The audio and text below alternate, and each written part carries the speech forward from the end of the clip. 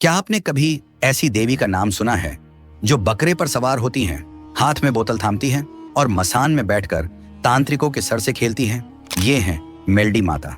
ना कोई कल्पना, ना कोई लोक कथा, यह है कलयुग की सबसे रहस्यमयी देवी की सच्ची कथा, जो बोतल में बंद करती हैं काम, क्रोध, लोभ जैसे पाप, और जब रूप बदलती है तो प्रकट होती है मसाणी मेलडी, तंत्र, रात्रि और मसान की देवी।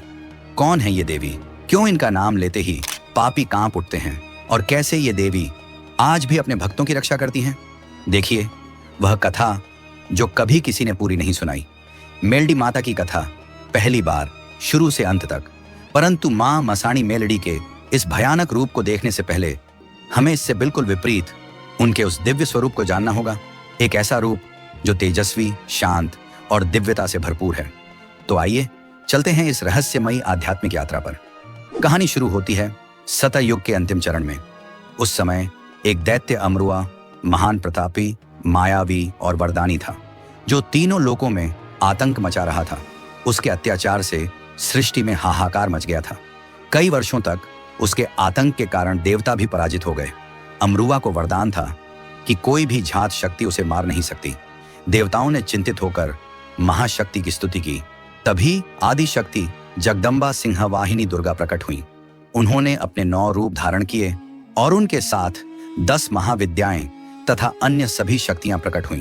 फिर दैत्यों के साथ पुनः महासंग्राम छिड़ गया और यह युद्ध 5000 वर्षों तक चलता रहा। अंततः दैत्य अमरुआ अपने प्राण संकट में देखकर युद्ध छोड़कर भागा और पृथ्वी लोक में सायला नामक सरोवर में छिप गया। उसके पीछे वह नवदुर्गा और सभी शक्तियां वहां पहुंची और सरोवर का पानी पीने लगी। अमरुआ सरोवर से निकलकर भागा और रास्ते में पड़ी एक मरी हुई गाय के कंकाल में जा छिपा, सोचते हुए कि यहां देवियां नहीं आएंगी। देवियां वहां पहुंची और देखा शत्रु गाय के पिंजर में घुस गया है। सब ठिठक कर खड़ी हो गईं, क्योंकि मृत गाय का पिंजर अशुद्ध माना जाता है। इस अशुद्ध पिंजर से दैत्य को निकालना, वो भी पिंजर में घुसकर, बिल्कुल असंभव था।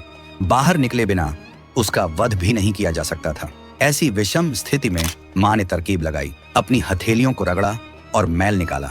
आदि शक्तियों ने उक्ति लगाई और इस मैल से एक मूर्ति बनाई। फिर मंत्रों द्वारा मां ने उसमें प्राण डाले। मूर्ति में प्राण स्थापित होते ही मेलडी माता प्रकट हुई, एक बाल कन्या के रूप में, जिनके बाएं हाथ में खंजर और दाएं हाथ में दिव्य बोतल थी। कन्या ने कहा, हे माताओं, बताइए आपने मेरा आह्वान क्यों किया? देवियों ने अपनी सारी व्यथा सुनाई। सारी बात समझकर कन्या ने देवियों की इच्छा अनुसार गाय के पिंजर में प्रवेश किया। यह देखकर अमरुआ चकित रह गया और डर कर बाहर भागा। जैसे ही वह बाहर आया, माता ने उसका वध कर दिया। इससे उन्होंने सिद्ध कर दिया कि उनका जन्म बंधन में बंधने के लिए नहीं, बल्कि बंधनों को तोड़कर कठिनाइयों से लड़ने के लिए हुआ है। सभी देवी देवताओं ने जय जयकार की और संपूर्ण सृष्टि अमरुआ के आतंक से मुक्त हुई। परंतु कन्या यदि स्वयं प्रकट होती तो काम निपटाकर लौट जाती, पर यहां तो उनकी रचना कर आह्वान किया गया था। इसलिए सभी देवियों ने उसकी महिमा की और परीक्षा लेने का निश्चय किया। सबसे प्रमुख थीं चामुंडा देवी। उन्होंने कहा, इस कन्या को काम रूप कामाख्या नगरी भेजो। कामाख्या उस समय तंत्र मंत्र, काली विद्या और मायावी शक्तियों का गढ़ था, जो आज के असम में स्थित है। अगर यह नामहीन कन्या वहां भी विजय पा लेती है तो सिद्ध हो जाएगा कि वह कलयुग में सबसे प्रभावशाली शक्ति है। उस समय कामाख्या नगरी पर नूरिया मसान का प्रभाव था, जो बहुत ही भयानक था। वह कामाख्या का मुख्य पहरेदार था। कन्या ने उसे भी परास्त कर दिया। कामाख्या नगरी में प्रवेश के साथ देखा तंत्र मंत्र, जादू टोना, काली विद्या, माया के ढेर। इन सबको समझने में ही अमूल्य समय जाया हो जाता। उन्होंने सबको घोल बनाकर बोतल में बंद कर लिया और भूत प्रेत, मसान तथा सभी दुष्ट तांत्रिकों को बकरा बनाकर उस पर सवार हो हाथ में बोतल लेकर बाहर आ गई। सभी देवताओं ने पुष्प वर्षा कर उसका स्वागत किया। तभी से बकरा उनका देव वाहन बन गया और उनका नाम पड़ा मेलडी, मेली विद्या पर विजय पाने वाली देवी। मां चामुंडा ने कहा, जिस विद्या का उपयोग दूसरों को दुख देने के लिए होता है, तुमने उसी मेली विद्या पर विजय पाई, इसीलिए तुम्हारा नाम मेलडी हुआ। अब हम बढ़ते हैं सौराष्ट्र की ओर, वीरमगढ़ राज्य में। वहां के राजा भीम सिंह को एक बड़ी चिंता थी। उन्हें संतान नहीं थी। राजा रानी ने अनेक यज्ञ किए, कई मन्नतें मांगी, लेकिन कोई फल नहीं मिला। एक दिन रानी स्नान करने के लिए गिरनार पर्वत के पास के जंगल में गईं। वहां उन्हें एक अद्भुत दृश्य दिखा। बकरे पर सवार एक कन्या, हाथ में त्रिशूल, खंजर और आंखों में तेज। तभी मेलडी माता प्रकट हुई। माता ने कहा, मैं तुम्हें पुत्र दूंगी, लेकिन याद रखना वह मेरा सेवक होगा। फिर उनके घर जन्म हुआ वीरमदेव का। जब वह बड़ा हुआ, माता ने उसे एक विशेष बोतल दी और कहा, इसे संकट के समय खोलना, लोभ में कभी नहीं। कुछ समय बाद पड़ोसी राज्य के धीरपाल राजा ने हमला किया। वीरमदेव के पास केवल 300 सैनिक बचे थे। तब उसने माता की दी हुई बोतल खोली। माता 108 दिव्य वीरों के साथ प्रकट हुई। युद्ध का परिणाम बदल गया। वीरमदेव की विजय हुई। उसके बाद वीरमदेव ने अपना जीवन माता की भक्ति में समर्पित कर दिया। आज भी वीरमनाथ धाम इस चमत्कार का साक्षी है। अब बात करते हैं स्वर्णपुर के राजा हेमराज की। हेमराज को अपने वैभव और शक्ति पर अत्यधिक घमंड था। उसने कहा, मेरे राज्य में किसी देवी की आवश्यकता नहीं। उसने माता के मंदिर को गिराने का आदेश भी दे दिया। लेकिन उसी रात जब हेमराज अपने महल में था, उसे एक भयानक स्वप्न आया। मेलडी माता प्रकट हुई और बोली, अगर सुबह तक क्षमा नहीं मांगी तो तेरा राज्य नष्ट हो जाएगा। हेमराज डरकर जाग उठा, परंतु घमंड में उसने इसे केवल एक सपना समझा। सुबह होते ही उसके राज्य में आपदाओं का कहर टूट पड़ा। दुकाल पड़ गया, अन्न भंडार खाली हो गए, राज्य के कुएं सूख गए, महल की दीवारों में दरारें पड़ गईं। तब राजा भागते हुए माता के मंदिर पहुंचा। वहां घंटों प्रार्थना करने के बाद माता प्रकट हुई। राजा उनके चरणों में गिर पड़ा और क्षमा मांगी। माता ने उसे क्षमा कर दिया और तभी से हेमराज माता का भक्त बन गया। तब से लेकर आज तक स्वर्णपुर में माता का उत्सव बड़े धूमधाम से मनाया जाता है। अब चलते हैं पाकिस्तान से सिमटकर बसे गुजरात के कच्छ के निरोली गांव में। यहाँ के एक तांत्रिक कृष्णदास अपनी सिद्धियों पर बहुत घमंड करता था। कहते हैं उसने यह ठान लिया था कि वह मेलडी माता को बाधित कर अपनी शक्ति सिद्ध करेगा। उसने घोर तंत्र साधना शुरू की, लेकिन जैसे ही उसने माता को बाधित करने का प्रयास किया, एक तेज दिव्य प्रकाश उत्पन्न हुआ। अचानक ही कृष्णदास की सारी सिद्धियां नष्ट हो गईं और देखते ही देखते वह स्वयं एक बकरा बन गया। यह कहानी हमें सिखाती है कि शक्ति का घमंड नहीं पालना चाहिए। शक्ति का दुरुपयोग हमेशा आत्मविनाश का कारण बनता है। ऐसी ही राजस्थान के बालोतरा क्षेत्र में भी एक कहानी हुई, जहां राजा हरिहर और सेनापति धवल सिंह युद्ध के शत्रुओं से घिर गए थे। जब शत्रुओं ने चारों तरफ से राज्य को घेर लिया, तब माता एक शक्ति रूप में प्रकट हुई और शत्रु भयभीत होकर भाग गए।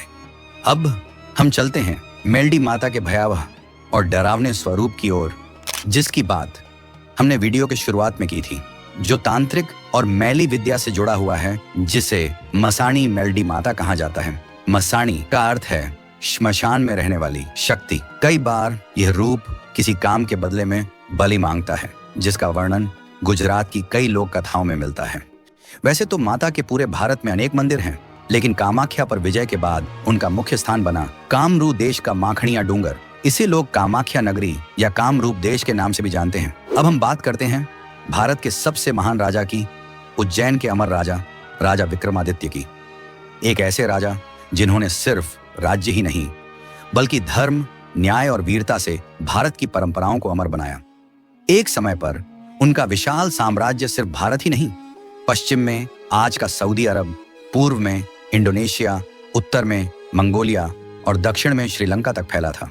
लेकिन यह कहानी उस समय की है जब राजा विक्रमादित्य सिर्फ उज्जैन के राजा थे। यह कथा है राजा विक्रमादित्य और मां मेलडी के रहस्यमयी, भयावह और अलौकिक अनुभव की। एक अनसुनी कहानी जो शायद ही किसी ने कभी सुनी हो।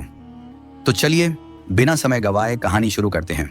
उज्जैन के राजा वीर विक्रम 18 भाषाओं के जानकार थे, स्वभाव के बहुत सरल और विवेकी।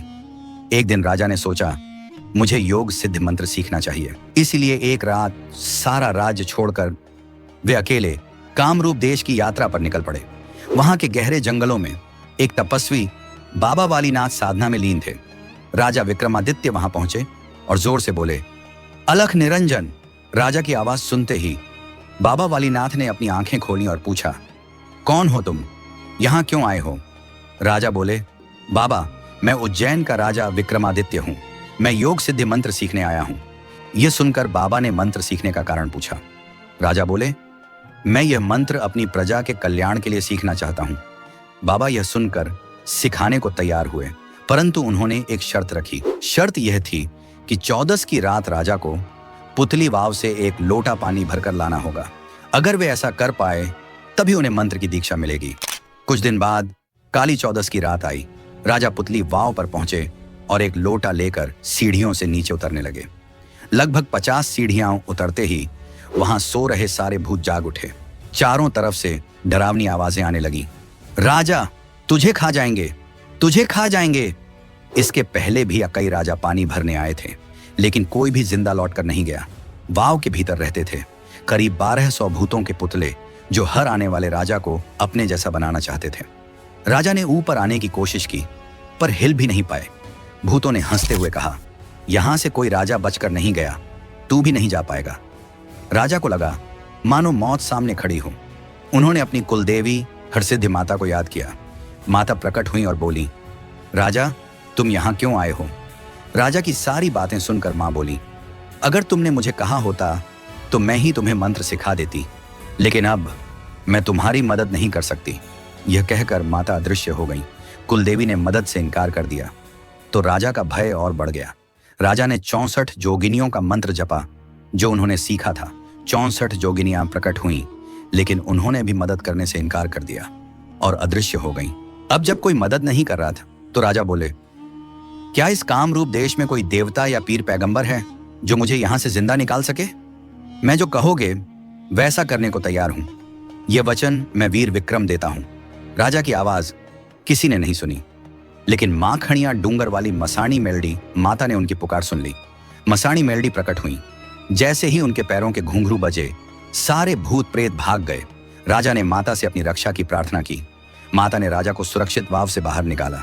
जैसे ही वे बाहर आए, राजा झुककर बोले, माता जी, बताइए मैं आपके लिए क्या कर सकता हूं? माता बोली, मैं मसाणी मेलडी हूं, मुझे तुम्हारे कलेजे का भोग चाहिए। यह सुनते ही राजा ने अपनी कटार निकाली और कलेजा निकालने ही वाले थे कि माता ने रोक दिया। वे बोली, नहीं विक्रम, आज नहीं, पूरे 1 साल बाद गढ़ रुखिया श्मशान में आना, तब मैं तुम्हारा कलेजा लूंगी। राजा ने कहा, भले मां, जैसे आपकी इच्छा। और वे अपने राज्य लौट आए।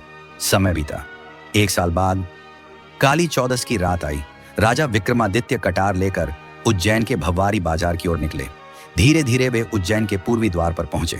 वहां 4 जोगिनियां खप्पर ले आ रही थीं, जिनको देखकर राजा बोले, हे जोग माया, आप कौन हैं और कहां जा रही हैं? जोगिनियां बोली, विक्रम, हम तेरी उज्जैन नगरी में जा रही हैं। भवरी बाजार के 7वें मंजिल के जरुखे पर सियावन सैयण नाम की औरत मेरे मंत्र जाप कर रही है।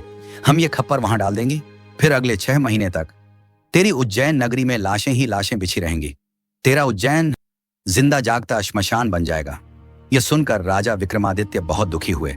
उन्होंने मन ही मन मां मेलडी को पुकारा और कहा, हे खप्पर जोगिनियों, अगर तुमने यहां से एक कदम भी आगे बढ़ाया तो तुम्हें मां मेलडी की कसम है। तुरंत ही 4 जोगिनियां वहीं पर पत्थर बन गईं। इसके बाद राजा गढ़ रुखिया श्मशान पहुंचे। श्मशान की शुरुआत में काल भैरव और मां काली विराजमान थे। मां काली जानती थीं कि राजा विक्रमादित्य अपना कलेजा मसाणी मेलडी को भोग देने जा रहे हैं, और अगर कलेजा जमीन पर गिर गया तो मां भोग स्वीकार नहीं करेंगी। राजा जीवित नहीं रह पाएगा। इसलिए काल भैरव को मनुष्य रूप में छुपाकर राजा के पीछे भेजा और कहा, जाओ काल भैरव, राजा जब कलेजा निकाले तो आप उसको पकड़ लेना और मां मेलडी को दे देना। उसी समय महल में राजा की रानी साथुरा को संदेह हुआ। उसने सोचा, आज काली 14 की रात मेरे स्वामी कहां जा रहे हैं? उसने पुरुष वेश धारण किया और घोड़ा लेकर राजा के पीछे निकल पड़ी। जैसे ही घोड़े के पैर शिप्रा नदी में पड़े, बाबा वालीनाथ बाहर निकले और 3 मंत्र बोले। तुरंत ही रानी घोड़े समेत पत्थर बन गई। उधर राजा विक्रमादित्य श्मशान पहुंचे। सामने से मसाणी मेलडी माता चलकर आ रही थी। उनके बाल खुले हुए थे, शरीर से रक्त टपक रहा था, मानो किसी को खाकर आ रही हो। माता के एक हाथ में चाकू था और दूसरे हाथ में खप्पर। माता ने हंसते हुए कहा, हे राजा विक्रम, लाओ मेरा भोग। राजा ने कटार निकाली, छाती पर मारी और कलेजा बाहर निकला। तुरंत ही काल भैरव ने कलेजा पकड़ लिया। माता ने पूछा, तुम कौन हो? काल भैरव बोले, मुझे क्षमा कीजिए, मैं काल भैरव हूं।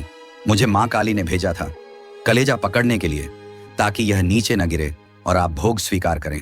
माता ने भोग स्वीकार किया और बोली, अब यह कलेजा राजा की छाती पर रख दो। काल भैरव ने कलेजा राजा की छाती पर रखा और राजा जीवित हो गए। राजा मां के चरणों में गिर पड़े और बोले, मां, कृपया आप मेरे राज्य में पधारिए। माता ने कहा, हे विक्रम, खड़ू की लकड़ी से एक छड़ी बनाओ, गाय के गोबर से ढाक बजाकर मेरा स्वागत करो, फिर अपने महल में सोने के सिंहासन पर वह छड़ी रख दो, और अगर अचानक कुमकुम से भरे पांव के निशान दिखाई दें तो समझ लेना कि मैं स्वयं पधार चुकी हूं। यह मेरा वचन है। राजा जब महल लौटे तो रानी वहां से गायब थी। राजा चिंतित होकर मां मेल्डी को पुकारने लगे। तुरंत ही मां मेल्डी ने राजा का वेश धारण किया और बाबा वालीनाथ के पास पहुंची। वहां पहुंचकर गर्जना की, वालीनाथ, बाहर निकलो। बाबा बाहर आए और जल की अंजलि से छिड़काव किया। मां का स्वरूप बदल गया और वे काली नागिन बनकर बाबा के चरणों में लिपट गईं। बाबा चौंक कर बोले, देवी, मुझसे भूल हो गई, आप कौन हैं? माता बोली, मैं मसाणी मेल्डी हूं। इस साथुरा रानी को पत्थर के बंधन से मुक्त करो। बाबा ने जल छिड़का और रानी अपने वास्तविक रूप में लौट आई। उसने महल लौटकर राजा से क्षमा मांगी। अगले दिन प्रातःकाल डाक और डमरू बजाकर मां का स्वागत किया गया। सिंहासन पर खड़ू की छड़ी रखी गई और तभी वहां कुमकुम से भरे पग चिन्ह प्रकट हो गए। मां मेल्डी ने वहीं उज्जैन में स्थान ग्रहण किया। इसके बाद राजा ने सियावन सैयन को पकड़कर दंड दिया और चारों जोगनियां अदृश्य हो गईं। इसके बाद राजा विक्रमादित्य ने मसाणी मेल्डी माता की गहन सेवा और साधना की। उनकी भक्ति से प्रसन्न होकर माता ने उन्हें दुर्लभ विद्याएं और शक्तिशाली मातृ शक्तियों का वरदान दिया। इन्हीं वरदानों के बल पर राजा विक्रमादित्य ने तंत्र विद्या में अद्वितीय सिद्धि प्राप्त की और उन्हीं शक्तियों का प्रयोग कर उन्होंने अपने साम्राज्य की रक्षा की। इसी गौरवपूर्ण कथा का उल्लेख गुजरात, मध्य प्रदेश और राजस्थान की अनेकों लोक कथाओं में होता है, जहां राजा विक्रमादित्य के साथ उनकी रक्षक देवी के रूप में मां मसाणी देवी या मसाणी मेल्डी माता की पूजा होती है। और इसी प्रकार उज्जैन नगरी से प्रारंभ कर समूचे एशिया खंड तक अपना साम्राज्य स्थापित करके राजा विक्रमादित्य बने चक्रवर्ती सम्राट। राजा वीर विक्रमादित्य भारतवर्ष के सबसे महान राजा। आज मेल्डी माता की पूजा केवल एक देवी के रूप में नहीं होती, वे विकारों पर नियंत्रण, श्रद्धा, साहस और न्याय की प्रतीक हैं। जय माता मेल्डी। अगर आपको माता की कथा प्रेरक लगी तो वीडियो को लाइक, शेयर और चैनल को सब्सक्राइब करना ना भूलें। कमेंट में लिखें जय माता मेल्डी, ताकि आपके जीवन में भी मां का प्रकाश सदैव बना रहे।